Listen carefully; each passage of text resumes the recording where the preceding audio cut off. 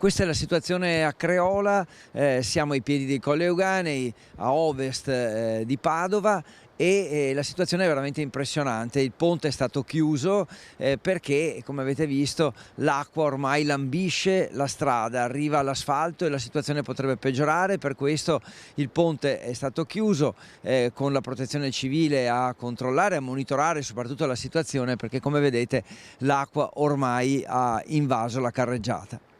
Una sessantina gli interventi dei vigili del fuoco tra Padova e Vicenza, anche a causa dell'esondazione di alcuni canali, della caduta di alberi e allagamenti di garage scantinati. Nella zona dei Colli Euganei, in particolare tra Rovolone e Abano, parecchie le strade allagate e chiuse al traffico. È esondato lo scolo consortile Nina a Bastia di Rovolon, allagando alcune abitazioni, come si vede dalle immagini girate da Luca Tecchiato. In generale, molti di questi allagamenti si verificano perché non è adeguato lo sviluppo della rete di scoli e canali che richiedono manutenzione. Per adesso è sotto controllo, io confido anche che possa smettere un po'. Comunque questa zona è stata veramente quella che ha avuto a livello bacino più piovosità, abbiamo avuto circa 150 mm di pioggia. Intanto ad Abano Terme, in particolare nella zona di Monte Ortone, alcune strade sono state chiuse al traffico perché l'acqua ha ormai invaso la carreggiata.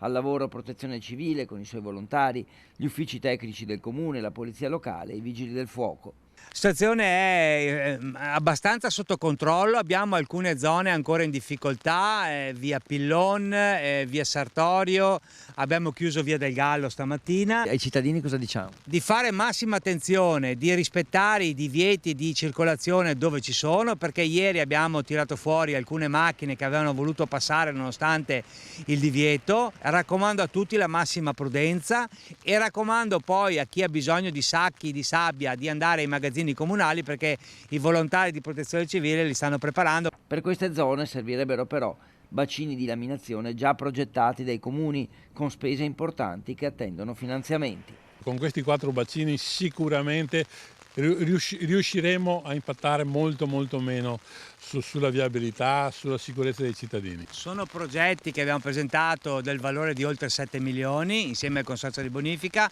attendono un finanziamento, li abbiamo presentati almeno da un paio d'anni. In provincia infine disagi anche a Rovolon per una frana che è caduta nella frazione Belvedere senza causare particolari danni, mentre a Bastia le scuole sono rimaste prudenzialmente chiuse. Complessivamente la Protezione Civile ha impegnato 36 squadre e 300 volontari nelle ultime ore in provincia, ma la situazione al momento è sotto controllo. La situazione è sotto controllo, non sono grossi problemi.